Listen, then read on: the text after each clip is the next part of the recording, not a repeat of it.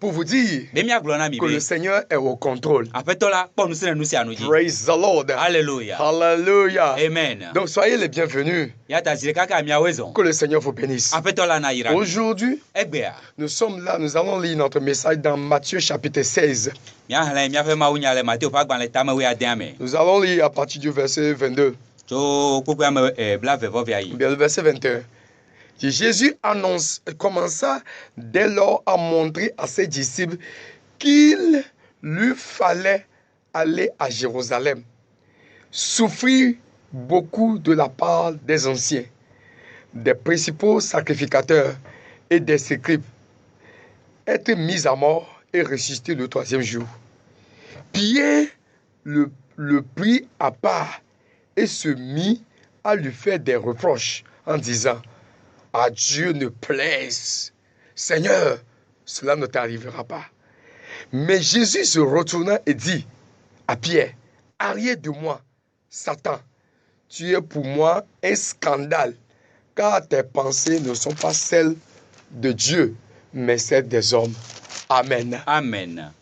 Matthieu fait agbaneta mewe aden beaucoup blave vore ke ide blave voton e globe cho ekemajila Yesu de asi epe nusron la ofiafia me alesi wo le ne godo bena wa Jerusalem eye wa pe fugede acho amegao ple nunola gao pa ple agbanlefia la osi me eye wa wi eye le nkeke eton agbe wa fonde titre eye Petro de poe eye wode asi nyagbegbe mene glo bena mawu ne he esia da kha cho gbo afeto esia na gava jiwo gbede o ke etro glo na Petro bena teda yi megbe nye Satana nudiadia nenye nam elabena menye mawu to nesusu o negbe nusinye amegbeto toko.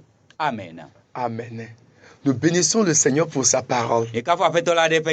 Aujourd'hui, il plaît au Seigneur de nous révéler un certain nombre de choses. Le titre, j'ai titré mon message: faites taire la voix de l'accusateur. Faites taire la voix de l'accusation. Ce que nous avions lu nous parle d'une personnalité qu'on appelle Pierre et de Jésus, de notre Seigneur Jésus-Christ. Et Pierre, la personnalité de Pierre était un disciple de Jésus. Et c'est quelqu'un qui est plein de controverses. Comme son nom l'indique, Simon, il a l'habitude de chavirer. Il est toujours inconstant. Et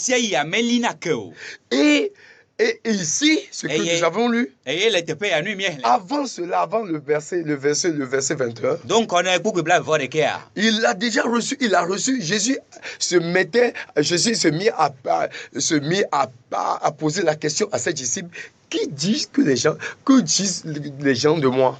Qu'est-ce que les gens disent de moi? Et les gens disent que tu es prophète. Les gens disent que tu es Jean-Baptiste. D'autres disent que tu es Jérémie. D'autres disent que tu es l'un des prophètes. Et Jésus de leur dit: et vous, qui dites-vous que je suis? Et Simon Pierre répondit: tu es le Christ, le Fils du Dieu vivant. Cette réponse, cette déclaration plut tellement à Jésus. Et Jésus reprend la parole et dit: tu es heureux, Simon, fils de Jonas, car ce ne sont pas la chair et le sang qui t'ont révélé cela,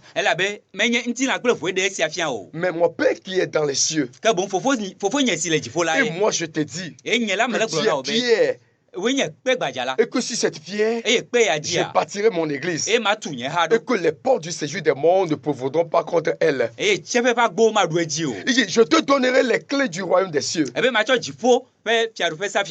que tu liras sur la terre sera lié dans les cieux. Ce que tu délieras sur la terre sera délié dans les cieux. Praise the Lord. Alléluia. Quelle déclaration à l'endroit de Pierre. Quelle déclaration, quelle confession. Et nous voyons ce que le Seigneur a dit ensuite, après avoir reçu cette idée, après avoir donné cette confession. Tu es heureux, fils de Jonas. Ce ne sont pas la chair et le sang qui t'ont révélé cela. Je te dis que tu es Pierre. Et sur cette pierre, je bâtirai mon église. Il dit, je te donnerai les clés du royaume des cieux. Ce que tu liras sur terre sera lié dans les cieux. Tout ce que tu délieras sur terre sera délié dans les cieux. Oh, Pierre est béni. Avec toutes ces confessions et tout ce que le Seigneur a dit en son endroit, il est béni. Mais juste après, quelque chose s'est passé. C'est ce que nous avions lu. Et la Bible dit, Jésus commença par dès lors à leur montrer qu'il fallait qu'il aille à Jérusalem, qu'il souffrit, de la part des anciens, que les sacrificateurs doivent le mettre à mort.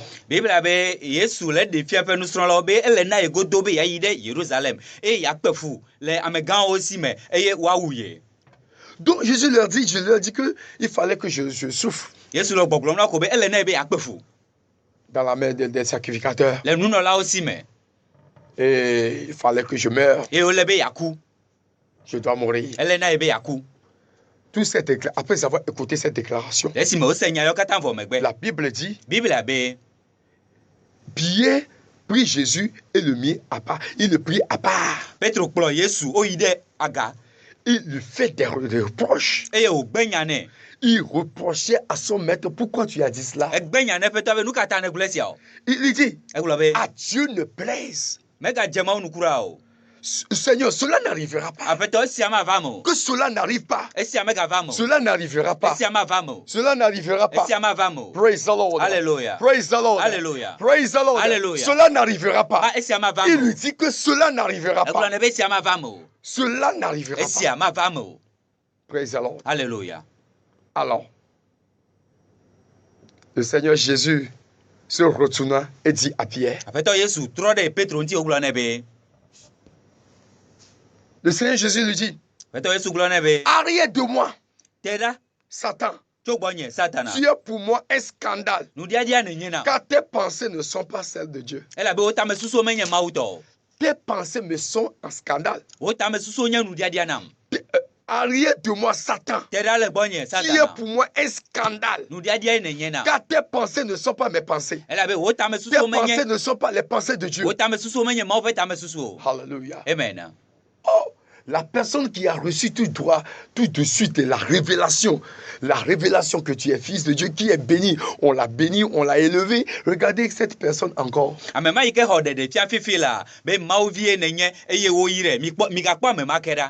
Regardez qu'il dit, c'est Jésus lui dit, arrière de moi Satan. Jésus le qualifie de Satan. Jésus a qualifié son serviteur, a qualifié son disciple de Satan. Pourquoi? Il dit, tu es pour moi un scandale, car tes pensées ne sont pas celles de Dieu. Chers frères, je suis venu pour dire à quelqu'un de faire taire la voix de l'accusation. Faites taire toute voix qui ne vous conduise pas dans le plan de Dieu. Vous devez faire taire à cette voix-là. Alléluia. Amen. Alléluia. Amen. L'une des grandes l'une des grandes et efficaces stratégies du diable de ces derniers temps,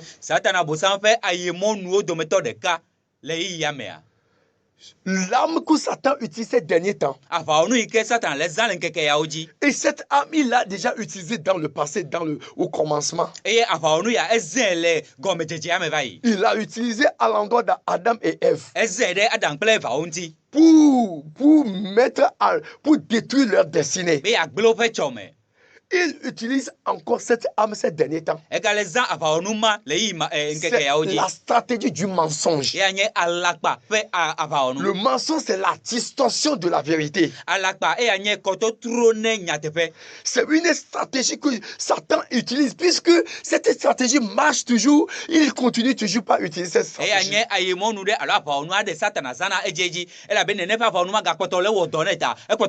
Et l'intention de cette stratégie, c'est de pouvoir bloquer la destinée de plusieurs personnes, plusieurs enfants de Dieu. Hallelujah. Amen. La Bible nous dit, dans Jean chapitre 8, le verset 44, vous avez pour père le diable. Vous voulez accomplir les désirs de votre père. Il a été meurtrier dès le commencement. Il ne se tient pas dans la vérité, parce qu'il n'y a pas de vérité en lui. Lorsqu'il profère le mensonge, il parle de son propre fond, car il est menteur et le père du mensonge.